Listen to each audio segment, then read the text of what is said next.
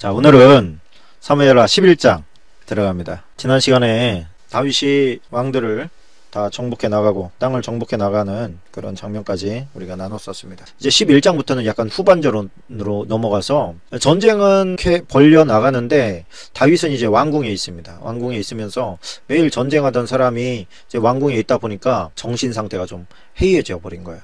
그래서 민심과 또 자국 내 백성들을 잘 살게 하기 위해서 애를 써야 되는데 그 부분은 조금 다윗 신경을 제대로 쓰지 못했습니다. 자, 11장 2절 3절 4절 박스인데요. 1절부터 보십시다. 그 해가 돌아 왕들이 출전할 때가 되매, 왕들이 출전할 때가 되매라는 말은 전쟁 시기가 되었다 그런 뜻입니다. 이제 예전에는 아무 때나 전쟁을 한 게 아니라 곡식을 베고 그 곡식을 군량미 삼아서 전쟁을 이제 할 수 있잖아요. 전쟁을 하려면 먹으면서 해야 되니까 어떤 군량미가 필요한 것이죠. 그 군량미가 이제 우리나라로 치면 이제 가을 되지 않습니까? 그 가을에 이제 추수를 해서 저장을 하게 되면 그때가 전쟁을 할 수 있는 때예요. 이 여러 가지 요인이 이제 작용합니다. 날씨가 풀려도 겨울이 닥친다. 그런데 그건 전쟁해봐야 양쪽 다 피해가 막심하죠. 그래서 뭐 전쟁을 할 수 있는 때는 추운 겨울이나 또 이렇게 곡식이 없을 때 이런 때는 전쟁해봐야 소용이 없어요. 왜? 뺏어올 게 없잖아요. 영토 싸움이라기보다는 어떤 양식과 약탈의 개념일 때가 많았던 것이죠. 그래서 그 당시에 사람들은 뭐 그 다른 제국들이 이제 뭐 조금 생각들이 좀 다 다릅니다. 그래서 뭐 우리가 활용하지도 않는 땅, 다 우리가 농사 짓지도 못하는 땅, 그거 뭐 땅 가져봐야 무슨 소용이 있어. 그 애들이 농사 지면 농사 지고 나서 뺏어오면 되지. 뭐 이렇게 생각을 하던 시대가 이제 대부분이죠. 자, 왕들이 출전할 때가 되었는데 다윗이 요압과 그에게 있는 그의 부하들과 온 이스라엘 군대를 보내니, 그 무슨 얘기예요? 다윗은 지금 전쟁에 나가지 않았다는 얘기입니다. 그 요압이 지금 군대를 이끌고 이제 전쟁을 나갔습니다. 저녁 때에 다윗이 그의 침상에서 일어나, 그러니까 저녁 때에 일어났다 이런 얘기니까 점심 먹고는 그 사람들이 한숨씩 자거든요.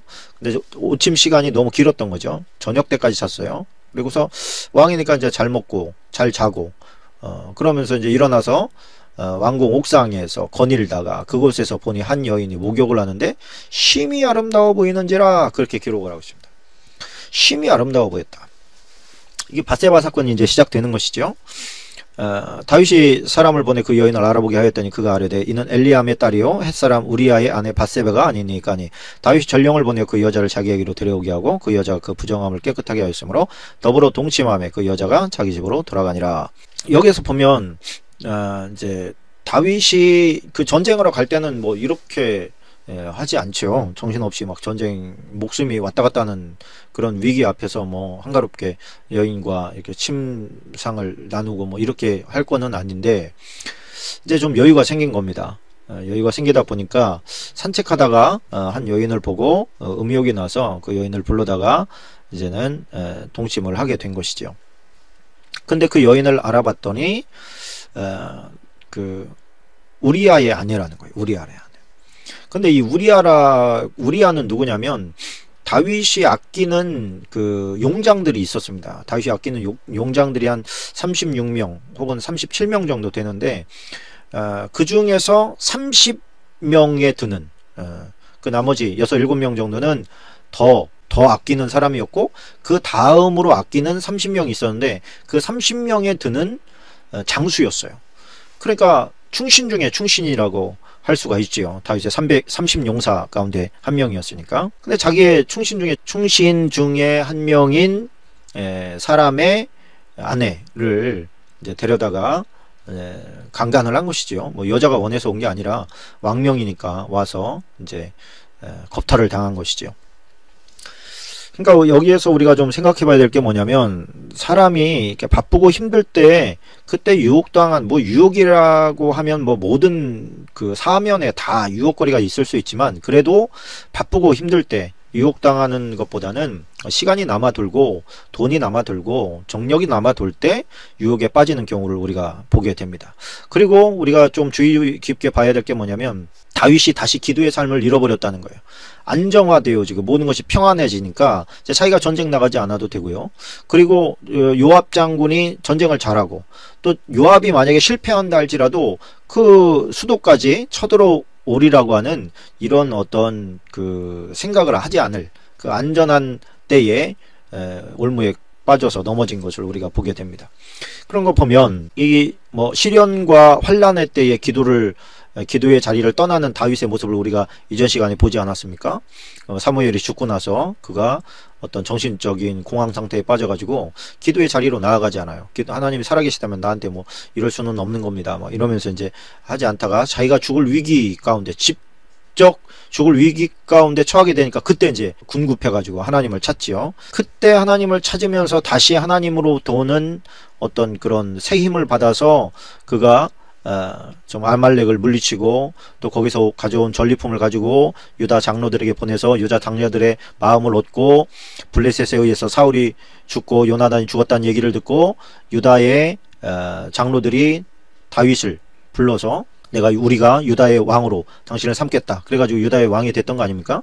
그리고서 이제 뭐 북쪽도 이제 나중에 이제 같은 통합 왕이 되는데 그때의 기도를 정말 이제 하나님 앞에서 담대함을 가지고 기도하면서 전쟁을 했던 다윗이 아닙니까? 근데 이제 다시 왕궁으로 돌아와서 그 남북 통일 이스라엘의 왕이 되었고 여유가 있다 보니까 다시 기도가 없어졌습니다. 기도 생활을 하지 않아요. 그래서 뭐를 할 때 이 밧세바 사건이 일어날 즈음 해가지고 다윗이 기도한 흔적이 나오지 않습니다. 그래서 우리가 생각해 봐야 될 게 뭐냐면 위기 가운데서 하나님을 찾지 않는 것도 정말 위기지만 평안하기 때문에 예배의 자리 또 기도의 자리를 가지 않는 것은 더 위험하다. 그가 오히려 쫓겨다닐 때는 이렇게까지 위기는 아니었습니다. 그런데 진짜 위기가 다가왔는데 그 위기는 언제냐? 그가 평안하고 안락할 때였다는 거예요. 편안함과 부요 때문에 기도를 떠나는 것, 그것과 동일하게 위기 때 어쨌든 하나님 앞에 기도의 자리로 나아가지 않는 행위, 예배의 자리로 나아가지 않는 행위 자체가 멸망길로 인도하고 잘못된 판단과 결정을 하도록 이끌더라 하는 것을 우리가 좀 생각해 봤으면 좋겠습니다. 자, 밧세바가 임신을 했어요. 그래가지고 이제 나 임신했습니다 하고 전령을 보냈더니 다윗이 생각한 게, 야, 이거 큰일 났구나. 그러면, 뭐, 전쟁에 나가 있는 우리아를 불러다가, 이렇게 같이, 잠자리를 하게 하면, 뭐, 내 자식인지, 뭐, 우리아의 자식인지 어떻게 알겠는가. 그 당시에 무슨 뭐, 유전자 검사가 있는 것도 아니고. 그렇게 해서 유야무야 넘어가려고 이제 우리아를 불렀단 말입니다. 이 우리아가 와서 전쟁의 소식을 전한 다음에, 그래, 수고했다. 이제 집으로 가라. 그랬더니만, 우리아가 집으로 일단 왕 앞에서는 나왔는데 집으로 안 간단 말이에요. 집으로 안 가고 병사들과 같이 그냥 그 경비실에 있는, 요즘으로 치면 경호원들과 같이 산단 말이에요. 그래서 다음날 불러서 너 왜 집으로 안 갔냐 그랬더니, 지금 내 전우들은 전쟁에서 지금 피땀 흘리면서 싸우고 있는데 제가 어떻게 제 아내랑 같이 집에서 잘 수가 있겠습니까? 그렇게 못합니다. 얼마나 충신입니까?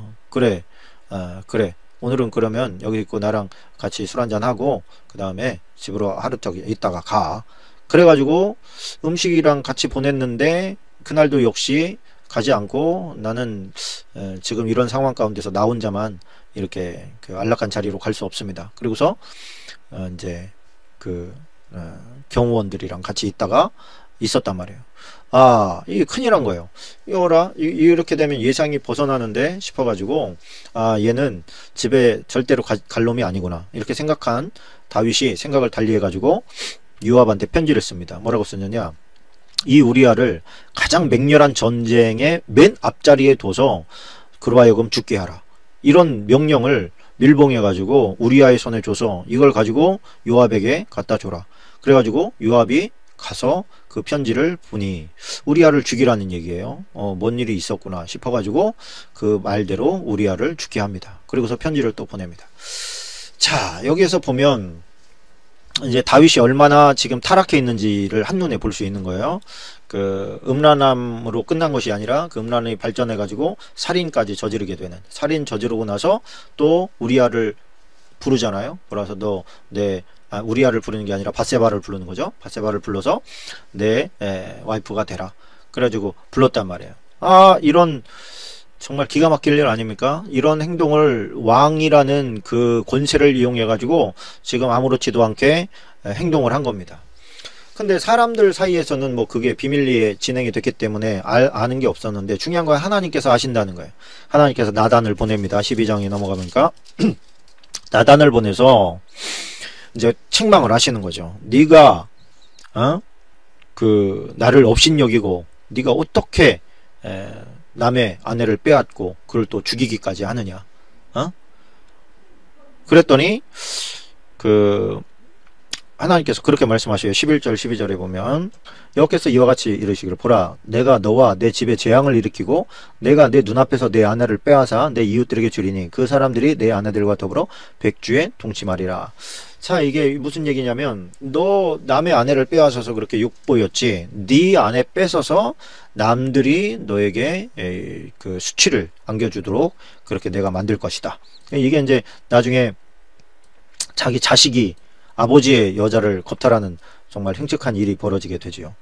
그러면서 너는 은밀히 행하였으나 난 온 이스라엘 앞에서 백주에 대낮에 이 일을 행할 거다. 하나님께서 이렇게 말씀합니다. 그랬더니 다윗이 나단에게 이르되 내가 여호와께 범죄하였노라 하매, 나단이 다윗에게 말하되 여호와께서 당신의 죄를 사하셨나니 당신이 죽지 아니하려니와 이 일로 말미암아 여호와의 원수가 크게 비방할 거리를 얻게 하였으니 당신이 낳은 아이가 반드시 죽으리이다 하고. 자, 이제 데리고 와가지고 애를 낳는 것까지 이제 진행이 된 상태에서 나단에게 이제 책망을 들었지요. 하나님께서 보낸 책망입니다. 그리고 14절에 13절에서 이제 다윗이 그래도 아직 그 영성이 아직 이렇게 전멸되지 않았구나 싶은 게 뭐냐면, 나단의 책망을 들었을 때에 그의 권세를 이용해서, 야 나단, 너 건방지게 말이야 지금 죽고 싶어? 어떻게 나한테 와가지고 이렇게 함부로 이렇게 입을 놀려? 다시 한번 그런 얘기하면 너는 목이 댕강이야? 이렇게 하지 않고, 내가 하나님 앞에 잘못했습니다. 내가 여호와께 잘못했습니다. 이렇게 자기의 죄를 인정한 겁니다. 만약에 그렇게 첫 번째 그 안처럼 만약에 나단에게 책망 듣고 나서 자존심 상해가지고 말이죠, 나단 너 이놈의 자식 저놈을 당장 사형시켜라 막 이렇게 갔으면 다윗이 끝장난 거죠. 더 이상 뭐 회복이 안 되는데, 다윗이 이렇게 회심할 수 있었던, 자기 죄를 고백할 수 있었던 것은 그 사울의 멸망 과정을 지켜봤기 때문이다. 전 그렇게 생각을 하고 있습니다. 사울이 하나님 앞에서 하나님께서 버렸을 때 그가 어떻게 인생이 진행되는지 다윗은 너무 잘 알고 있었습니다. 그래서 내가 하나님 앞에서 버림받는다면 나는 끝난 인생이구나, 나는 더 이상 뭐 어떻게 방법이 없는 놈이구나, 이런 것을 알고 있었어요. 하나님께서 모든 것을 저버렸을 때 인간의 생명과 또 부귀 영화라는 것이 얼마나 헛된 것인지를 알고 있었던 겁니다. 그런데 여기서 보면 참 중요한 말씀이 나오죠. 당신이 죄를 사하셨나니 당신이 죽지 아니하려니와. 이렇게, 왜 그러냐면 이스라엘의 법에 의하면, 율법에 의하면 간음이나 간통이나 강간한 자는 반드시 죽이게 돼 있어요. 죽이게 돼 있는데 지금 왕이기 때문에 누가 함부로 손을 댈 수가 없지 않습니까? 그럼 하나님께서 그를 죽여버리셔야 되는데, 하나님께서는 네가 회개했기 때문에 한번 용서를 해주마. 그러나 이것이 여호와의 원수가 크게 비방할 거리를 얻게 하였으니 당신이 낳은 아이가 반드시 죽으리라. 자, 이제 여기에서 나오는 여호와의 원수가 누구냐, 이거에 대해서 조금 사람들의 의견이 있습니다. 뭐 사단이라고 보는 사람들도 있고, 대부분 이제 하나님을 섬기는 자들을 비난하는 자들이라고 보는 사람, 그렇게 해석하는 것이 이제 전통적으로 내려오는 해석 방법이라고 보여져요. 뭐냐면 하나님을 다 믿는 게 아니지 않습니까? 어느 나라건 그 선교하러 들어가가지고 그 민족의 3분의 1이 상한선이었다는 거예요. 우리나라 대한민국 같은 경우 상한선이 넘었죠. 30%가 상한선인데 30%, 그럼 나머지 그 60%는 70%는 뭐라는 얘기예요? 하나님 안 믿는다는 얘기예요. 기독교, 그냥 하나님을 섬기는 나라였던 이스라엘에서조차 하나님을 믿지 않았던 사람들이 있었다는 것입니다. 그런데 그 사람들은 단지 그냥 믿지 않았던 것뿐만이 아니라 뭐예요? 그런 거 있잖아요. 이게 믿는 자들을 뭐 실수하는 거 유심히 보는 거예요. 저 믿는 놈들이 말이야 어떻게 저래. 믿는 자들 비난할 것만 찾아대는 그런 그 적대자들이 있잖아요. 그런 사람들한테 당신 큰 빌미를 줬습니다. 아니 당신 이스라엘의 대표자고 통치자인데 말이지, 당신이 율법을 깨트리고 사형당할 마땅할 그런 강간을 하고 말이지 살인까지 했으니 당신 죽어야 마땅하지 않냐. 믿지 않는 자들이 당신을 봤을 때 과연 뭐라고 하겠느냐. 어떻게 하나님 뭐 맨날 찬양한다고 했었고 말이야, 기도한다고 그러고 뭐 예배 중심으로 산다고 어쩌고 그러던 네가 그따구 짓을 해놓고서 네가 왕이냐, 막 이렇게 할 거 아닙니까. 그러니까 이제 요즘에 믿는 자들이 그 욕먹는 게 이제 그거 아닙니까. 이제 믿는 자들에 대한 도덕적인, 똑같은 인간이고 똑같은 연약한 존재인데도 불구하고 믿는 자들에 대한 도덕적인 그 수준을 굉장히 높이 둔단 말입니다. 그러다 보니까 이제 믿는 자들이 실수하고 또 목회자들이 잘못하고 할 때에 맹비난이 쏟아지는 것이죠. 요즘에 뭐 우리 한국교회 분위기가 그렇지 않습니까? 그것이 바로 원수들에게 회방할 거리를 준 것이라고 할 수가 있습니다. 믿는 자들 그래봐야 그거 뭐 그 별 소용 없어. 자, 그리고 나서는 이 낳은 자식이 시름시름 앓기 시작합니다. 그 시름시름 앓으니까 또 이게 다윗의 잘못이잖아요. 다윗이 하나님 내가 잘못했는데 이 아이를 왜 죽이십니까? 하나님 제발 좀 살려주십시오. 그러면서 금식하면서 기도하는데 아이가 죽은 거예요. 아이가 죽어버렸어요. 자, 그런 모습을 보고서 이제 신하들이 죽었다는 얘기를 어떻게 하냐. 지금도 저렇게 가슴 아파하시면서 저렇게 금식하면서 기도하시는데 죽었다는 얘기하면은 마음 굉장히 아프셔서 누우실지도 모른다. 막 이런 이제 신하들은 걱정을 하고 있는데 밖에서 웅성웅성하는 소리 듣고서 애가 죽었냐 그랬더니 예 죽었습니다. 그랬더니 털털 털고 일어나서 씻고 그러더니 밥을 먹는 거예요. 하나님께서 하시는 일에 뭐 더 이상 어떻게 할 수가 없구나. 그가 나를 불쌍히 여기셔서 하나님께서 그 아이를 살려주실까 하고 바랬는데 하나님께서 결국 데리고 가셨구나. 저는 좀 하나 의구심이 들더라고요. 아니 애가 무슨 죄가 있습니까? 애도 생명인데 하나님 왜 어떻게 무죄한 자를 이렇게 냉혹하게 데려가십니까? 이런 생각을 잠깐 했었는데 마음에 그런 생각이 들어요. 그 아이를 그때 데리고 간 것이 그 아이에게는 오히려 더 큰 복이었을 수 있겠다 이런 생각이 들어요. 왜? 그 아이가 태어났을 때 받을 그런 놀림 혹은 비아냥, 손가락질, 비난 뭐 이런 것들을 한번 생각을 해보세요. 다윗이야 뭐 잘해준다고 하더라도 그 주변에 따가운 시선들이 어떻겠습니까? 이미 뭐 소문은 퍼질 대로 퍼졌을 텐데. 그래서 이제 죽은 것에 대해서 하나님 앞에 맡기고 그리고 이제 간절히 또 기도했더니 하나님께서 이제 둘째를 허락하십니다. 그 둘째가 누구예요? 여디디야, 하나님의 사랑받는 자라고 하는 별명을 가진 솔로몬입니다. 자, 그래서 솔로몬이 태어난 것이 12장이고요. 13장으로 넘어가면 이런 일이 벌어집니다.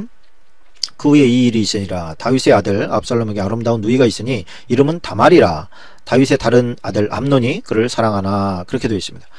자, 여기에서 보면 우리가 좀 다윗의 족보에 대해서 좀 생각을 해봐야 되는데요.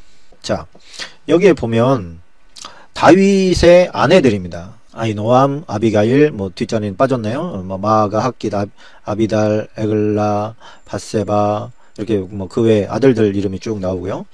자, 여기에서 보면 여기 이제 그술 왕의 이제 딸이었던 그 마아가 라고 하는 사람과 다윗이 헤브론에 있을 때 아이를 결혼을 합니다. 헤브론에 있을 때에 아히노암 또 아비가일 뭐 이렇게 이제 결혼을 하게 되죠. 자, 그런데 다윗이 첫 번째 낳은 자식이 암논, 둘째 길르압, 셋째가 압살롬이고요. 그 압살롬의 그 이제 남매죠. 밑에 동생이 이제 다말이란 말입니다. 자, 그런데 다윗이 첫 번째 낳은 아들이 암논이다 보니까 암논에게 보위를 물려줄 생각을 했습니다. 그래서 아주 그 이제 뭐라 그래요? 세자 책봉이 된 것이죠. 그랬더니 사실은 이 암논이 약간 좀 알력이 부족하고 미래를 보는 눈이나 주변을 살피는 눈이 좀 부족한 애예요. 그런데 암논이 뭐 세자라는 이유로 이제 뭐 거의 왕 대접을 다 받으면서 살았습니다. 근데 여기에 보면 이제 그 아비가일 있잖아요. 아비가일 누군지 아시죠? 양치기. 예. 요거는 좀 그 이전에 제가 오랫동안 설명한 게 있어서 그냥 생략하도록 하겠습니다. 아비가일이 다윗에게 와서 길르압을 낳았습니다. 길르압은 이 아비가일이 보통 지혜로운 여자가 아니거든요. 자기의 어떤 출신 성분상 남의 아내였던 여자가 자식을 낳았어요. 그러면 이게 암논이 죽었을 경우에 순차대로 하면 길르압인데 전혀 무대에 나타나지 않습니다. 무대에 내보내지를 않아요. 왜 그러냐면 우리 처지를 바로 알자. 그리고 이 정치판은 목숨이 왔다 갔다 하는 아주 위험한 곳이니까 우리가 좀 조용히 살자. 이렇게 이제 자식 교육을 시켰던 것 같습니다. 그리고서 셋째가 이제 압살롬이란 말이에요. 자, 그런데 암놈이래 제가 암논입니다. 암논 이 세자가 다말이 너무 예쁘게 생긴 거예요. 다말이 막 너무너무 보고 싶고, 이게 압살롬을 봤을 때 압살롬이 엄청난 미남이었거든요. 엄청난 미남이었습니다. 정말. 그런데 그 이제 보니까 마아가가 엄청 미인이었던 모양이죠. 다말도 엄청 미인이었어요. 그러니까 암논이 너무너무 상사병이 들린 겁니다. 상사병이 들렸는데 이제 그 13장 3절에 보면 암논에게 요나답이라는 친구가 있으니 그는 다윗의 형 시므아의 아들이요 심히 간교한 자라, 그런 말씀이 나와요. 심히 간교한 자라.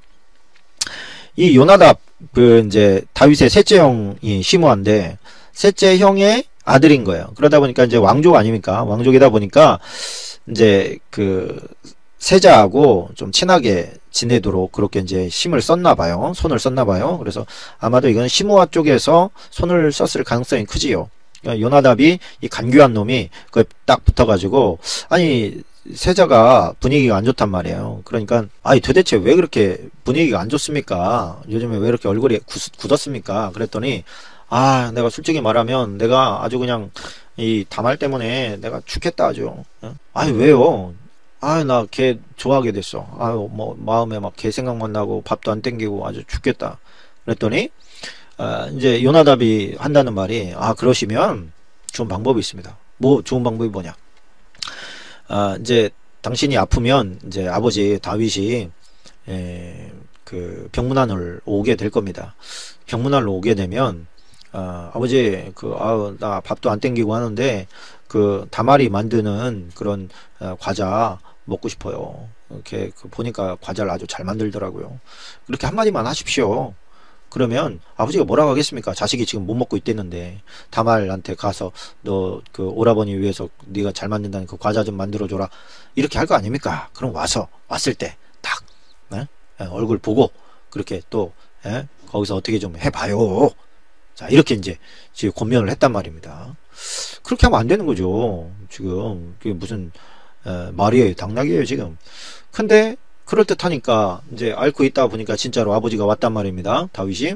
그러니까 아버지 다말이 그 과자를 잘 만드는데 그거라도 좀 먹었으면 좋겠어요. 그랬더니만 다말한테 시켜서, 야, 너 저기 뭐야 오라버니 좀 가서 도와줘라, 저기 먹을 거 좀 해줘라, 그래가지고 왔단 말입니다. 자, 이제 13장에 돌아가는 거를 제가 지금 설명을 해드리는 거예요. 다말이 와서 과자를 만들어 가지고 암논한테 이제 가지고 갑니다. 오라버니, 저 과자 만들어 왔어요. 과자 드세요. 그랬더니 아이고, 야, 나 무덤쟁이니까 일로 가까이 가지고 와라. 그래가지고 가까이 가지러 갔어요. 또 가지고 갔어. 그랬더니 이 암논이란 놈이 갑자기 다말을 달려들어서 겁탈을 하려고 하는 거예요. 그랬더니 아니 지금 뭐 하려고 하는 겁니까? 내가 지금 이런 수치를 지니고 어디로 가겠습니까? 이러지 마십시오. 그러지 마시고 아버님께 말씀드리면 아버님께서 뭐 어떻게 우리 둘이 맺어주시든지 어떻게 할 겁니다. 뭐 지금 뭐 맺을 수는 없지요. 그러나 이제 뭐 급하니까 막 그렇게 얘기를 한 거죠. 암논도 안 맺어진다는 걸 알아요. 그러다 보니까 이제 막 그냥 억지로 그 여동생을 갖다가 이제 배다른 여동생이 이복 동생이죠. 그냥 덮쳐버린 거예요. 덮쳐버렸어요. 덮치고 나니까 이제 뭐 흥미고 뭐고 이제 다 떨어져 버렸어요.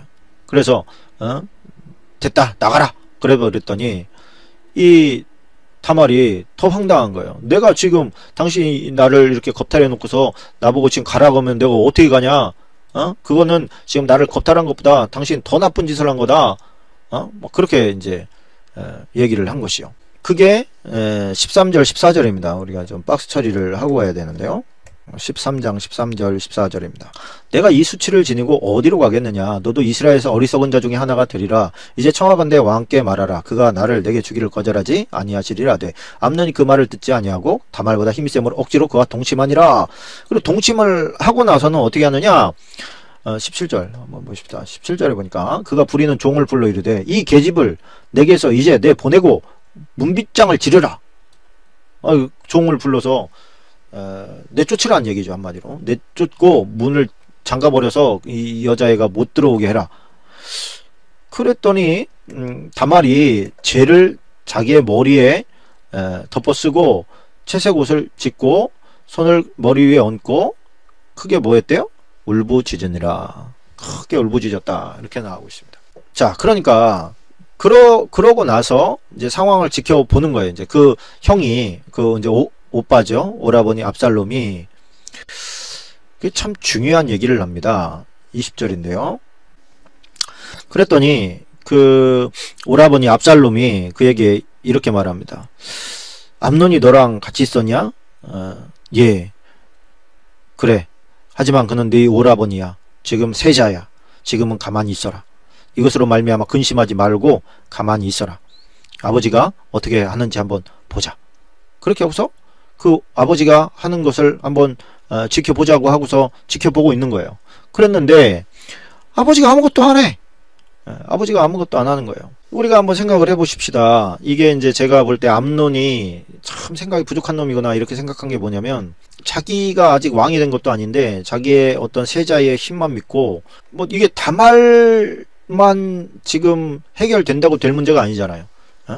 다말이 문제가 아니고 지금 다말과 연관된 게 얼마나 많습니까? 아버지한테 자기가 어떻게 비출지 또 그 다말에게는 아주 지혜롭고 현명하고 대담한 압살롬이라고 하는 이 오라버니가 있는 거예요. 그러니까 그런 것들을 두루두루 생각을 해가면서 행동을 했어야 되는데 그냥 육적인 어떤 욕정에 끌려가지고 함부로 한 거 아니겠습니까? 그러다 보니까 이게 뭐라 그럴까요? 좀 생각이 부족한 거죠. 생각이 부족했어요. 자, 압살롬이 이제 적절한 처벌이 행해지는지를 지켜봤는데 적절한 처벌이 이루어지지 않습니다. 왜 그러냐? 다윗이 암논을 벌할 수 있는 자격이 없다고 본인 스스로가 생각이 되는 거예요. 물론 성경에 보면 다윗 왕이 이 모든 일을 듣고 심히 노하니라 21절에 그렇게 했어요. 화가 잔뜩 났어요. 이놈의 세자놈이 이게 정신이 나갔구나. 이게 무슨 짓거리야 이게 왕실에서? 막 이렇게 화가 나는데 화가 나면서 동시에 어떤 생각이 듭니까? 아휴 이게 속이 타는 거죠. 왜? 자기는 그거보다 더 못된 짓을 했잖아요. 자기는 남의 마누라 뺏어가지고 강간하고 남자를 죽여버리기까지 한 거 아닙니까? 그러니 그 본인이 볼 때 그게 무슨 할 말이 있어요. 아무 할 말이 없잖아요. 평책을 하고 혼내고 바로 잡아야 되는데 아니야 이 암논이 뭐 혼내고 있는데 아버지는요 그래 버리면 뭐라고 하겠습니까? 갑자기 깝깝해지겠죠. 그러다 보니까 자기 스스로가 어떤 자책감에 아무 말 하지 못하고 맙니다. 근데 거기에서 제대로 잡았어야 되는데 잡지 못하니까 상대적으로 누가 화가 많이 나겠습니까? 그리고서 이 다말한테는 아무런 어떤 조치를 해주지 않았단 말이에요. 그럼 어쩌란 말이에요. 그리고 가만히 보니까 아버지가 어떤 조치를 하나도 취하지를 않아요. 근데 내 지금 누이는 마음고생을 무지하게 하고 살아요. 아니 그런 몸으로 시집을 가겠어요. 뭘 하겠어요. 한 여자의 인생을 망쳤는데 그가 세자라는 이유로 또 아버지가 아버지 된 자격이 없다는 이유로 아무 조치를 취하지 않는 거예요. 그러니까 거기에서 뭐 어떻게 됩니까? 확 올라오는 거지. 그리고서 압살롬이요, 굉장히 치밀한 사람입니다. 어떤 일을 계획하면 딱 목표가 정해지면 천천히 준비를 해요. 그래서 이렇게 이야기합니다. 23절에 보면 만 2년 후에 에브라임 곁 바알 하솔에서 압살롬이 양털 깎는 일이 있음에 압살롬이 왕의 모든 아들을 청하고 압살롬이 왕께 나아가 말하되 이제 종에게 양털 깎는 일이 있사오니 청컨대 왕은 신하들을 데리시고 당신의 종과 함께 가사이다. 자, 이제 제가 설명을 좀 해야 될 것 같습니다. 양털 깎는 거는 우리나라로 치면은 그 농사의 추수를 말하는 거예요. 곡식 빼는 날이에요. 그날은 축제가 벌어지죠. 축제가 벌어지는데 누구냐? 타겟은 한 명이에요. 이 지금 암논 한 명을 타겟으로 잡고 있는데 암논만 보내달라. 그러면 왕이 분명히 안 보낼 거를 거의 알고 있어요. 왜? 지금 압살롬이 얼마든지 감정을 품고 있을 수 있는 상황이기 때문에 안 보낼 거를 알아요. 그러니까 전체로 싸잡아 가지고 초청을 하는 겁니다. 그러면은 왕이 오면 당연히 세자도 오게 돼 있는 거니까요. 그리고 왕에게 얘기했더니 왕이 야 그럴 거 없다. 우리 다 가면 너네 아유 그거 부담스럽다 야 그러지 마라. 그랬더니 간청하는 거예요. 제발 와주십시오. 우리 집안에 정말 제가 큰 잔치를 배설하고 초대를 하는 겁니다. 아버지 제발 와주십시오 폐하 막 그러면서 사정사정 하는 거예요. 그랬더니 아이 그러지 마라. 그랬더니 안 될 것 같은 거예요. 그랬더니 압살롬이 뭐라고 하냐면 그러면 암논 형이라도 보내주세요. 딱 이렇게 한 거예요. 그러니까 아버지가 벌써 분위기가 어떤지 딱 아는 거죠. 그래서 에휴 그러면 왕자들 다 보내마. 그래가지고 왕자들을 다 같이 보냈어요. 왜? 왕자들을 같이 보내야 분위기가 좀 괜찮아질 것 같아서. 그래가지고 이제 왕자들이 왔네. 이 암논은 조금 한편으로는 조금 왠지 좀 그랬을 것 같잖아요. 그때 얼굴 표정을 좀 보고 싶은데 뭐 볼 수가 없잖아요. 어쨌든 암논이 이제 도착을 했어요. 그때 압살롬이 그렇게 얘기합니다. 종들한테 너희들은 내 말만 듣고 잘 이행해라. 모든 책임은 내가 진다. 저 암논을 죽일 거다. 내가 지시를 하면 다 같이 달려들어서 저 암논을 죽여라. 그러니까 종이야 뭐 어떻게 합니까? 자기들 주인이 시키는 대로 해야죠. 그래가지고 이제 사인이 있자마자 달려 들어가지고 이제 죽였단 말입니다. 죽이자마자 왕자들은 이제 막 세자가 죽으니까 막 다 놀래가지고 막 도망갔죠. 도망가서 이제 뒤탈이 날 것 같으니까 압살롬은 자기의 이제 뭐라 그럴까요? 외삼촌에게로 도망을 가게 됩니다. 거기가 이제 그술로 도망가게 되지요. 그래서 37절 박스인데요. 압살롬은 도망하여 그술왕 암미우리의 아들 달메에게로 갔고 다윗은 날마다 그의 아들로 말미암아 슬퍼하니라. 자, 압살롬이 외삼촌에게 도망가니까 원래는 잡아다가 이제 세자를 죽였으니까 벌을 해야 되잖아요. 벌을 해야 되니까 이제 벌을 해야 되는데 타국으로 도망을 가버렸으니 이거를 잡자면 잡지요. 그러나 만약에 그놈 잡자고 사람 보내면 그술왕하고 관계가 틀어지지 않겠습니까? 그러니까 또 잡아오면 죽여야 되잖아요. 그러니까 다윗이 굉장히 복잡한 상황에 빠져버렸어요. 그렇게 이제 시간만 흘러가게 됐단 말입니다. 근데 참 그 암논은 어떻게 보면 죽을 짓 한 거죠. 죽을 짓 해서 죽었는데 이놈은 보고 싶단 말이에요. 이놈이 똑똑하고. 그래서 세자가 죽었으니 다음 보위 넘길 놈을 생각을 해야 되는데 아까도 얘기했지만 둘째는 관심이 없는 거예요. 이거에 대해서 관심이 없어. 관심이 없는지 엄마가 관심을 갖지 말라고 하는지는 모르겠습니다만 이제 그러다 보니까 어떻게 합니까? 이제 그 길르압이 가만히 있으니 그 다음 차선은 압살롬인데 이 압살롬이 거기 가 있단 말이에요. 근데 다윗이 볼 때는 이 중에서 압살롬 안 한 사람이 없는 거예요. 압살롬 같은 애가 없어. 그러니까 이 압살롬을 세워야 되나 말아야 되나, 이놈이 죽일 짓을 했는데 이놈을 세우자니 노발대발할 것 같고 사람들이 또 안 세우자니 또 어떻게 하겠어요. 뭐 여러 가지로 이제 복잡한 그런 마음이 있었던 것이죠. 그랬을 때 나선 사람이 있어요. 그 사람이 누구냐? 요압입니다. 요압 장수가 그 모습을 지켜보더니 왕이 심중에 압살롬을 품고 있구나 이런 생각을 한 거예요. 그래서 한 여인을 시켜서 이제 뭐 둘이 형제가 싸우다가 한 놈이 죽었는데 한 놈이 도망을 갔는데 그 놈을 찾아내서 빨리 죽이자 막 그럽니다. 사람들이 제발 이 자식이 없으면 대가 끊어지니까 이 자식을 한 놈 남은 자식이라도 죽지 않게 선처 좀 해주십시오. 이렇게 얘기를 이제 했더니 왕이 그래 알았다 내가 그렇게 선처를 해주마.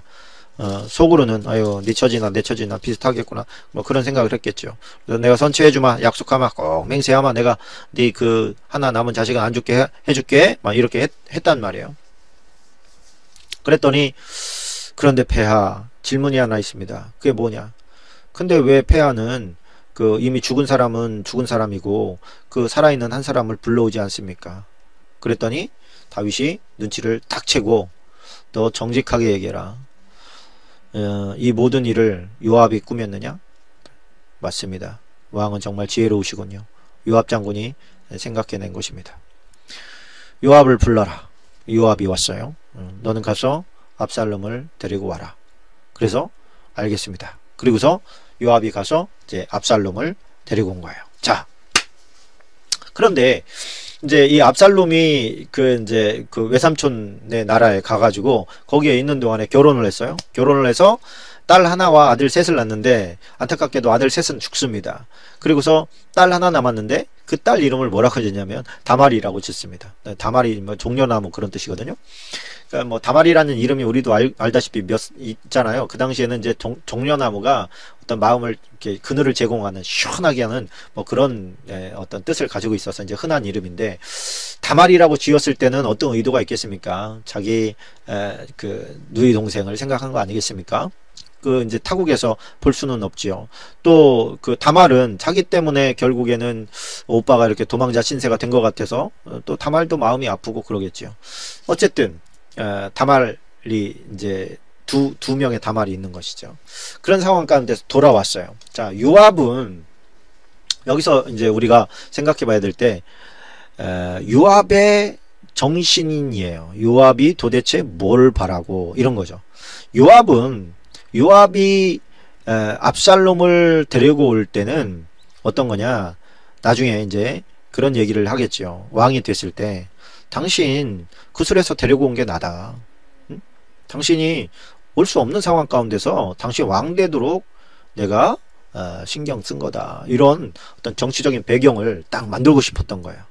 근데 왔는데 왕이 만나려고를 하지 않는 겁니다. 왕이 만나려고를 하지 않아요.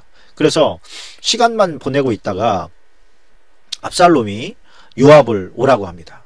보통 이런 상황이 되면 어떻게 되냐면 압살롬이 요압을 뭐 여차저차 해가지고 뭐 한번 들렀습니다. 그러고서 와야 되는 거예요. 요압은 군장이고 압살롬은 왕자의 신분이에요. 근데 왕자인데 껄끄러운 왕자의 신분이에요. 자, 그러면 여기서 여러분과 제가 알지 못하는 팽팽한 줄다리기가 있는 겁니다. 뭐냐면 여기에서 누가 누구를 찾아가느냐에 따라서 이게 위아래가 뒤집혀 버리는 거예요. 그러니까 두 사람 다 꼼짝을 안 해요. 요압은 지금 압살롬이 요압 장군한테 와라. 이게 뭐예요? 왕자로서 지금 명하는 거거든요. 근데 요압은 지금 안 가요. 왜 안 가느냐? 내가 너를 데리고 왔는데 오려면 네가 와야지. 이런 거거든요. 두 사람 다 힘겨루기가 팽팽한 겁니다. 그런 상황 가운데서 지금 요압이 하나도 안 오니까 압살롬이 사람 시켜가지고 요압의 밭에다가 지금 곡식 벨 때가 다 됐으니 요압의 밭에다가 불 질러라. 이래버린 거예요. 그러니까 총들이 어떻게 해요? 뭐 시키는 대로 불 질렀네. 요압의 땅에서 그냥 불바다가 돼버린 거죠. 곡식들이 다 타버린 거예요. 그러니까 요압 입장에선 막 얼마나 승질이 나겠습니까? 막 확 일어나가지고 이런 막 그러면서 이제 데리고 온 것도 이게 말이야 내 덕인데 말이야 불 질러 막 그래가지고 막 승질나서 왔단 말이에요. 자, 그게 이제 14장 31절로 33절까지인데 요압이 일어나 압살롬의 집으로 가서 그에게 이르되 어찌하여 네 증들이 내 밭에 불을 질렀느냐 하니 여기서 뭐라 그래요? 지금 왕자의 대우를 안 하고 있는 거예요. 화가 나서 왔으니까 왕자의 대우를 안 해요. 그랬더니 뭐라 합니까? 압살롬이 요압에게 대답하되 내가 일찍이 사람을 네게 보내어 너를 이리로 오라고 청한 것은 내가 너를 왕께 보내 아뢰게 하기를 어찌하여 내가 그술에서 돌아오게 되었나이까. 이때까지 거기에 있는 것이 내게 나았으리이다 하려 함이로다. 이제는 네가 나로 하여금 왕의 얼굴을 볼 수 있게 하라. 내가 만일 죄가 있으면 왕이 나를 죽이시는 것이 옳으니라. 요압이 왕께 나아가서 그에게 아뢰며 왕이 압살롬을 부르니 그가 왕께 나와 그 앞에서 얼굴을 땅에 대어 그에게 절하며 왕이 압살롬과 입을 맞추니라. 자, 여기서 정말 이 압살롬이 보통 애가 아니구나, 이런 것을 우리가 알아야 됩니다. 뭐냐면 이 팽팽한 힘거력에서 이 먼 친척이거든요. 그리고 연배도 훨씬 높고 장수란 말이에요. 장수고 국방장관인 거죠. 그런데 거기다 대고 뭐라 그래요? 너 말이야, 막 이렇게 해버려. 너 말이야, 내가 여기 올라고 그랬어? 날 왜 여기로 데리고 왔어? 나를 여기로 데리고 온 목적이 뭐야? 아버지를 보게 하려고 했던 거 아니야? 그래, 아버지를 보이라고. 아버지가 나를 죽이면 죽을 테니까 아버지 보여, 빨리. 이렇게 무섭지 않습니까? 대차게 막 치고 나간 거예요. 그랬더니 요압이 깨갱한 거예요. 아, 이 놈은 이거 내가 다룰 수 있는 놈이 아니구나. 그래가지고 요압이 이제 왕에게 데려갔는데 왕이 화해 키스를 쫙 합니다. 자, 그 후가 중요하죠. 이제 압살롬이 딱 보아하니 어라, 둘째 형은 왕위에 관심이 없네.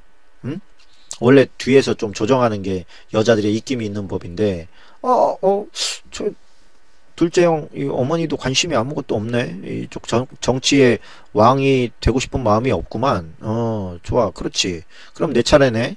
좋아, 그러면 내 차례. 내가 준비를 잘 해야 되겠구만. 그리고서 그때부터 왕이 시킨 것도 아닌데 자기가 자기를 세자로 만들어가기 시작합니다. 그래가지고 15장 1절에 보면 그 후에 압살롬이 자기를 위하여 병거와 말들을 준비하고 호위병 50명을 그 앞에 세우니라. 압살롬이 자기를 위하여 병거와 말들을 준비하고 호위병 50명을 그 앞에 세우니라. 그러니까 뭐예요? 지금 세자가 되겠다는 거예요. 왕이 되겠다는 거예요. 왕 같은 규모를 지금 자기가 스스로 갖춰 나가는 겁니다. 그러면서 어떻게 했냐면 4절인데 압살롬이 이르기를 내가 이 땅에서 재판관이 되고 누구든지 송사나 재판할 일이 있어 내게로 오는 자에게 내가 정의를 베풀기를 원하노라 하고 사람이 가까이 와서 그에게 절하라며 압살롬이 손을 펴서 그 사람을 붙들고 그에게 입을 맞추니 이스라엘 무리 중에 왕께 재판을 청하러 오는 자들마다 압살롬이 행함이 이와 같아서 이스라엘 사람의 마음을 압살롬이 훔치니라. 그래, 이스라엘 사람들의 마음을 압살롬이 훔치니라 그랬어요. 자, 이 기간이 4년입니다. 4년. 이게 무슨 얘기냐면 당시에 왕이 하는 일 중에서 굉장히 중요한 일이 뭐냐면 재판을 하는 일이었어요. 그러니까 그 최고 법원, 대법원인 거예요. 거기가 이제 잘 안 풀리는 일, 억울한 일 이런 거 있는데 그 당시는 가장 어떤 해결이 안 되는 정점에서 왕에게 가서 그 토로할 수 있는 그런 시스템이 돼 있었단 말이에요. 그래서 먼 시골에서부터 이제 온단 말이에요. 수도까지 올 때는 그 사람이 얼마나 억울하다는 얘기겠습니까? 오면서 또 얼마나 많은 사람들한테 얘기를 하면서 왔겠습니까? 내가 이래 저래 가지고 내가 왕을 뵈러 간다 막 이러면서 올 거 아닙니까? 이 압살롬은 굉장히 똑똑한 사람이거든요. 그걸 다 알고 있어요. 그보다 더 자기를 홍보할 수 있는 그 수단이 없어요. 그러니까 그 사람이 딱 올 때 궁에 있다가 어라, 저 사람이 행색을 보아하니 재판 청하러 온 것 같구만. 불러요. 여보쇼, 일로 좀 와보쇼. 당신 누구십니까? 나는 그 왕자요. 왕자요? 딱 보니까 벌써 주변에 말이죠, 호위 무관들이 쫙 있고 옷도 그럴싸하게 입고 그러니까 진짜 왕자 같거든요. 그러니까 근데 무슨 일이요? 이렇게 해봤더니 우리 고향에서 말이죠, 이런 저런 일이 있어가지고 내가 너무 원통해가지고 왕에게 상수하려고 온 거 아닙니까? 아이고, 그렇구만. 근데 지금 왕은 너무 바빠. 내가 왕자니까 내가 해결해 줄게. 그거 이렇게 저렇게 해결하면 돼. 당신 보아하니까 많이 억울했겠네. 일로 오셔. 아이고, 왕자님 고맙습니다. 그러고 인사를 하려고 막 달려가지고 아이고 무슨 절을 하고 그래. 아이고, 일어나. 그러고서 허구를 딱 해주면서 괜찮아, 잘 될 거요. 걱정하지 말고 앞으로 마음 편안히 먹어요. 그러니까 말이죠, 여러분, 이게 왕자와 한번 허구한다고 생각을 해보세요. 이 사람이 막 하면서 우리나라에 막 진짜 훌륭한 왕자님이셔. 압살롬이라고 하는데 말이야. 내가 갔더니 말이야. 가는 동안에 막 계속 홍보해 가는 거예요. 이것저것을.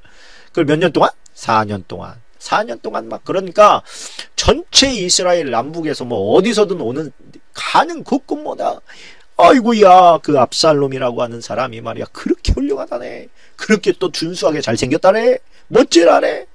그 사람이 우리의 왕이 되면 차기 왕이 되면 말이야 우리 얼마나 이 가난하고 힘없는 사람들 말이야 힘이 되어주겠나. 아 그 사람이 왕이 됐으면 좋겠네. 이런 소문이 막 쫙 퍼진 거예요. 그러면서 이 압살롬이 한편으로는 어떻게 했냐면 사람들을 불러 모으기 시작했어요. 요압 장군도 있습니다. 그 중에 다 불러 모으고 이것들 보시오. 우리 아버지 가실 날이 다가왔어. 줄 잘 서시오. 줄 잘 서. 지금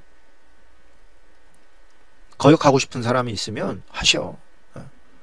아 그럴 리가 있습니까? 온 백성이 지금 뭐 당신에게 다 빠져 있는데 누가 당신을 뭐 거절하겠습니까? 그러면서 이제 다 그의 편을 듭니다. 가장 중요한 건 뭐냐면 왕의 제가가 있어야 돼요. 왕이 내 차기 왕 보위를 압살롬에게 물려주마. 이런 얘기 한마디 딱 해줬으면 좋겠는데 아버지가 이걸 안 하는 거예요. 안 해.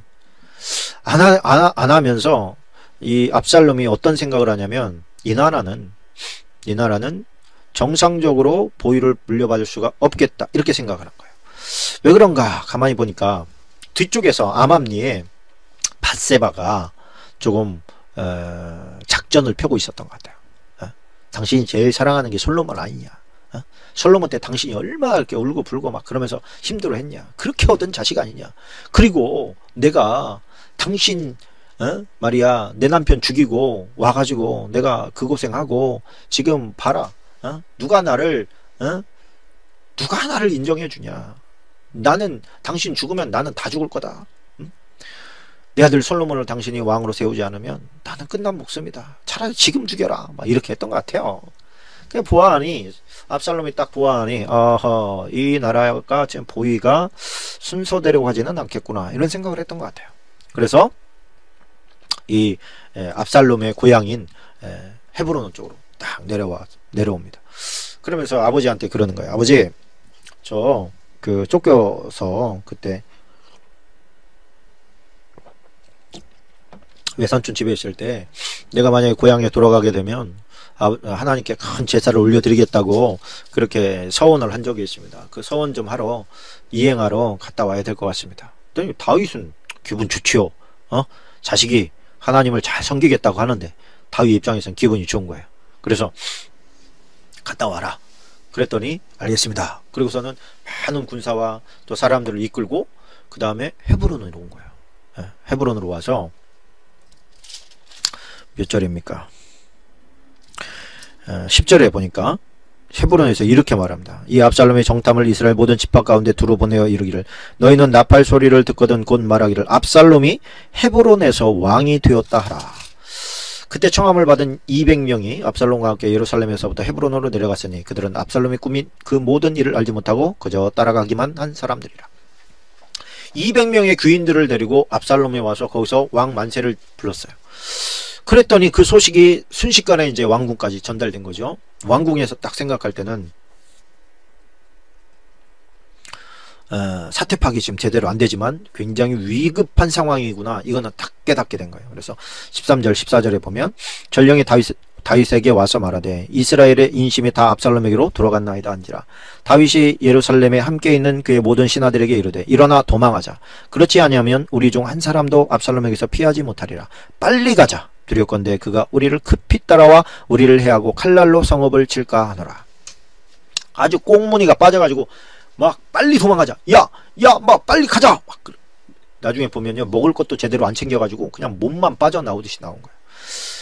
자 그러면 왜 그렇게 이렇게 예루살렘에 이렇게 순식간에 함락될 수 있는 그런 연약한 성도 아니거든요.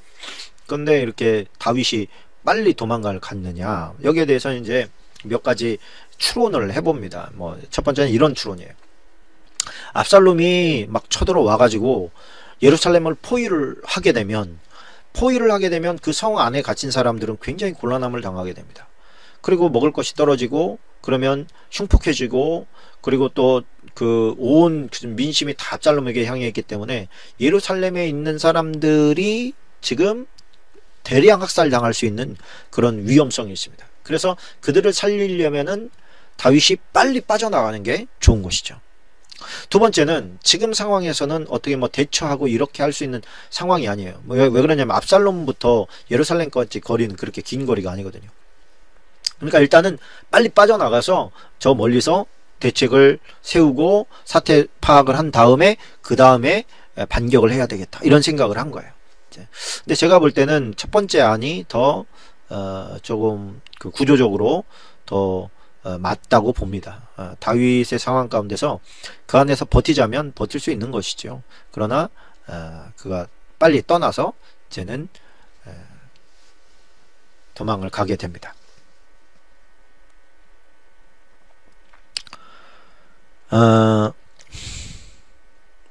제가 잠깐 생각을 해보니까 요압 장군은 압살롬과 붙은 게 아니죠. 압살롬과 붙은 게 아니었어요. 누굽니까? 그 넷째. 갑자기 생각이 안 나네요. 넷째 이름이 뭡니까? 아도니아, 핫깃의 아들 아도니아와 이제 요압 장군이 붙지요. 그 붙어서 그를 이제 왕으로 세우려고 하죠. 이때는 지금 다윗과 같이 움직입니다. 다윗과 같이 움직여요. 그래서 이제 막 도망갑니다. 자, 그리고서 이제 막 도망가는데 빨리 도망가다 보니까 다윗을 추종하는 사람들도 제대로 챙기지를 못했습니다. 막 급작스럽게 막 이렇게 그야말로 막 도망치듯이 이렇게 나온 거예요. 자, 그래서 이제 도망쳐 나온 사람들 중에서 다윗이 돌려보낸 사람들이 있습니다. 이제 제사장 사독이라는 사람인데요. 27절에 보면 왕이 또 제사장 사독에게 이르되 내가 선견자가 아니냐 너는 너희의 두 아들 곧 내 아들 아히마아스와 아비아들의 아들 요나단을 데리고 평안히 성읍으로 돌아가라. 지금 왜냐면 하나님의 궤를 가지고 그들이 나왔거든요. 하나님의 궤가 떠돌아다니는 것을 다윗이 원하지 않았습니다. 제사장 입장에서는 그 궤가 가야 다윗이 승리할 것이다 라고 생각을 했기 때문에 궤를 들고 갔던 것이지만 다윗은 이미 알고 있었어요. 뭐냐면 궤 때문이 아니라 하나님이 함께해야, 그 궤와 하나님을 닉골 관계에 두고 생각했었지만 다윗은 그때 이미 궤와 하나님은 동일하지 않다는 것을 이미 알고 있었습니다. 그 하나님의 상징일 뿐이지 그 상징이 하나님은 아니라는 것을 알고 있었던 거예요. 그래서 그 궤를 가지고 돌아가라. 그래서 돌려보냅니다. 30절에 보면 참 처량하게 갑니다. 다윗이 갈람산 위로 올라갈 때 그의 머리를 가리고 맨발로 울며 가고, 그의 머리를 그가 가리고 맨발로 울며 가고 그와 함께 가는 모든 백성도 각각 자기의 머리를 가리고 울며 올라가니라. 그런데요, 거기서 참 기가 막힌 말을 듣습니다. 이거는 진짜 성경을, 그 사람들 가운데, 반역자들 가운데 아히도벨이 있나이다. 31절인데요. 어떤 사람이 다윗에게 알리되 압살롬과 함께 모반한 자들 가운데 아히도벨이 있나이다 하니 다윗이 이르되 여호와여 원하옵건대 아히도벨의 모략을 어리석게 하옵소서 하니라. 이 아히도벨이 누구냐? 이스라엘의 최고의 지략가가 두 명 있었습니다. 아히도벨과 후세라고 하는 사람이에요. 근데 지략에 있어서는 아히도벨이 조금 한 단계 더 높아요. 아히도벨이 한 단계 높고 그 다음에 후세가 한 2위쯤 됩니다. 근데 후세는 약간 나이를 먹었고 아히도벨은 굉장히 조금 젊고 명석합니다. 아히도벨이 모든 정책을 짜요. 근데 후세는 철저히 다윗 편입니다. 다윗의 친구거든요. 근데 후세도 이제 따라 나와요. 그때 아히도벨이 그 압살롬 편에 붙었다는 얘기를 듣고 다윗이 자기를 따라 나온 후세한테 이런 말을 합니다. 후세야, 너 지금 나 따라와 봐야 너 별로 나한테 도움 안 된다. 네가 진짜 나를 도울 수 있는 것은 솔로몬이 아니라 압살롬한테 가서 내가 예전에는 다윗 왕을 섬겼지만 지금은 현재의 왕인 당신을 섬깁니다. 나는 왕을 섬깁니다. 이렇게 얘기하고 그 가운데서 네가 아히도벨의 그 모략을 기략을 네가 회방할 수 있으면 그걸 회방 놓는 게 나를 더 정말 돕는 일이다. 그렇게 얘기를 합니다. 그래서 후세는 정말 참 이게 당신을 배신하는 것 같이 힘들지만 그러나 그게 정말 당신을 위하는 일인 것 같습니다. 그렇게 하고 돌아갑니다. 그러니까 돌아가서 압살롬이 그러지요. 아니 후세 양반, 당신 우리 아버지 친구잖아. 아니 친구가 친구를 배신하나? 살자고 지금 여기 온 건가? 막 그래야 되죠. 그럴 때 후세가 예전에는 다윗 왕의 또 신하였지만 지금은 또 이 나라의 번성을 위해서 또 지금의 현재의 왕인 압살롬을 또 잘 섬겨야 되지 않겠습니까? 그렇게 했더니 알았다, 집에 가 있어라. 그래서 이제 집에 가 있게 된단 말이에요.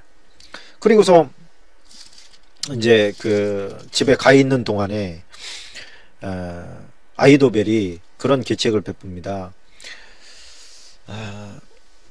당신이 아버지가 인정하는 왕통을 이어받지 못할 것 같으면 당신은 정복자가 되어야 됩니다. 정복자가 되어서 아버지가 도덕적으로 해이하고 왕다운 왕이 아니었다라고 하는 것을 설파하고 그 다음에 그건 이제 웬만큼 됐어요. 이 압살롬이 4년 동안 왕은 바빠가지고 너 같은 것들한테 신경 못 쓴다. 내가 써줄게. 그러면서 해놓은 게 있기 때문에 다윗 왕은 게으르고 나태하고 뭐 여자나 탐하는 그런 아주 별 볼 일 없는 왕으로 이렇게 조금 격화시켜 놓은 거예요. 당신이 정복자로서 들어오려면 정복자다운 어떤 그런 그 과정을 밟아야 된다. 그랬더니 그게 뭡니까? 그랬더니 아버지의 첩, 그러니까 아버지라고 보기에는 아버지가 아닌 거죠. 전 왕의 여자들을 당신이 취해야 된다. 그게 이제 그 당시에 어떤 전통이었어요. 그럼 어떻게 하면 되냐? 많은 사람이 볼 수 있게 옥상에서 대낮에 여자들을 이제 겁탈을 해라. 그러니까 다윗이 급하게 나가는 동안에 그 궁에 10명의 후궁들을 낳거든요. 그러니까 후궁들이 있으니까 후궁들도 이제 왕의 여자 아닙니까? 그러다 보니까 이제 그 여자들과 동침을 하게 되면 당신이 이 성을 정복한 정복자가 된다. 그러나 왕과는 이제 더 이상 같이 갈 수 없는 관계가 되는 거다. 그랬더니 그거 괜찮네. 그걸로 합시다. 왕과 완전히 별개합시다. 그런 정말 그 해이하고 도덕적으로 그런 썩어 문드러진 그리고 어떤 정말 죄인도 벌할 수 없는 자격이 돼버린 그런 왕은 필요 없습니다. 그리고서 이제 정말 옥상에서 일을 치르잖아요. 하나님의 예언이 이제 맞아 떨어진 거죠. 그러는 사이에 다윗이 이제 계속 도망갈 때 무슨 일이 있냐면 베냐민 지파는 사울가의 집안입니다. 사울의 집안 사람들이 사울이 죽은 자리를 이제는 다윗이 들어온 거잖아요. 그러니까 베냐민 지파에서는 좋지 않죠. 그러니까 그 베냐민 지파에 사울과 친분이 있었던 이 시므이라고 하는 사람이 그 맨발 벗고 말이죠. 울면서 가고 있는 그 다윗을 이쪽 요단강 바로 건너편, 이제 요단강이 그렇게 크지 않거든요. 내 깔보다 조금 넓은 정도인데 거기에서 막 욕을 해대는 거예요. 야이 비루한 놈아, 그렇게 못되게 굴고 말이야, 왕을 배신하고 그 자리를 꿰차더니 말이야, 잘됐다, 너 같은 게 무슨 왕이냐, 막 그러면서 저쪽에서 막 비난하고 막 욕하고 그러는 거예요. 그 군장들이 막 승질나지 않습니까? 내가 가서 저놈 당장 목을 쳐버리겠습니다. 그랬더니 다윗이 그만둬라. 제 틀린 말 한 거 아니다. 하나님께서 그렇게 하라고 하는 거다. 나는 그런 욕을 들어도 싸다. 그러면서 그냥 묵묵히 갑니다. 내가 이 수욕을 잘 견디면 하나님께서 나를 불쌍히 여겨주셨으면 좋겠다. 그러면서 잘 견디면서 가요. 그러면서 이제 이쪽에서는 왕실에서는 또 아히도벨한테 자 이제 다음엔 뭐 하면 됩니까? 그랬더니 지금 당장 군인을 주십시오. 군인을 주면 당신은 이 왕실에 있고 가서 왕만 딱 죽이면 됩니다. 다윗만 딱 죽이고 그 나머지 정말 엘리트들 그들은 다 우리가 흡수해서 우리의 제국에 필요한 일꾼들로 써야 됩니다. 지금 가면 그 강을 건너기 전이기 때문에 다 쓸어버릴 수 있습니다. 그리고 다 쓸어버리는 게 아니라 왕을 죽이고 인명피해를 최소화하면서 다시 복귀할 수 있습니다. 그랬더니 압살롬이 뭐라고 말하냐면 갑자기 그래? 한번 후세 얘기도 들어보자. 그러더니 후세를 불러라 그러는 거예요. 후세를 불러요. 아히도벨이 기가 막힌 거예요. 이 상황에서 후세가 나오면 안 되는 거야. 저 사람은 지금 어떤 사람인지를 모르는 거예요 지금. 그런데 왕은 총명이 떨어진 압살롬은 그 당시에 잠깐 후세가 왔어요. 야, 아히도벨이 이렇게 저렇게 얘기하던데 네 생각은 어떠냐? 아, 그거는 아닌 것 같습니다. 그래? 왜 아니냐? 생각을 해보십시오. 당신의 아버지 다윗이 어떤 분인지를 생각을 해보십시오. 그는 맹장입니다. 싸움터에서 잔뼈가 굵은 사람입니다. 이런 상황 가운데서 뒤따라온다는 거 뻔히 알고 있습니다. 함정 쳐놨을 수도 있고요. 또 아주 쉽게 찾을 수 없는 곳, 그런 곳에 숨어 있을 수도 있습니다. 만약에 겁모르고 들어갔다가 한번 당해 보십시오. 그러면 역시 백성들의 마음이 역시 다윗 왕이 최고구만. 그래서 마음을 뺏길 수 있습니다. 오, 듣고 보니 그렇구나. 그럼 어떻게 하면 좋겠느냐? 온 이스라엘은 당신이 왕이라는 걸 알고 있습니다. 그러면 왕 명령을 들어야지요. 온 이스라엘이 저 꼭대기부터 저 밑에까지 파바를 다 보내서 당신을 추종하는 사람들을 다 끌어모으십시오. 그래가지고 만약에 다윗이 뭐 조금 버텨보겠다고 어느 성읍에 들어가면 그 성읍을 그냥 전체적으로 끈으로 다 묶어가지고 그냥 강 속에다 다 집어넣어 보십시오. 그래, 다윗을 추종하는 사람을 한 사람도 만들면 안 됩니다. 딱 이래버리네. 여기 듣고 보니까 누구 말이 더 맞는 것 같아요? 후세 말이 맞는 것 같아요. 그랬더니 야, 아히도벨아, 야, 네 계획이 늘 좋았는데 후세, 역시 후세야. 이번에는 후세 그 계획대로 하자. 딱 이래버렸어요. 그랬더니 더 이상 자기가 얘기해봐야 소용없다는 것을 아히도벨이 알고 그 길로 보따리를 싸서 고향에 가서 자기의 고향집에 있는 나무에다가 목매달아서 죽습니다. 그리고 자기가 죽었음을 왕에게 가서 알리게 합니다. 왜 그랬을까요? 아히도벨이 정말 명석한 사람이기 때문에 그렇습니다. 아히도벨은 전쟁은 타이밍이라는 것을 알고 있었어요. 이 기회를 놓치면 승리하기 힘들다는 것을 이미 간파하고 있었습니다. 그래서 그 밤에 빨리 쫓아갔어야 되는 거예요. 네, 압살롬이 후세의 말을 듣는 바람에 이 전쟁은 반드시 지고, 만약에 전쟁에 지게 되면 내가 죽지 않으면 우리 집안이 다 멸문지화를 당한다. 이걸 알고 있었어요. 그래서 자존심 상해서 죽은 게 아니라 자기의 집안을 살리기 위해서 자기가 그 전쟁이 일어나기 전에 미리 목숨을 끊은 겁니다. 그럼 뭐 어떻게 되겠어요? 후세는 얼타거네.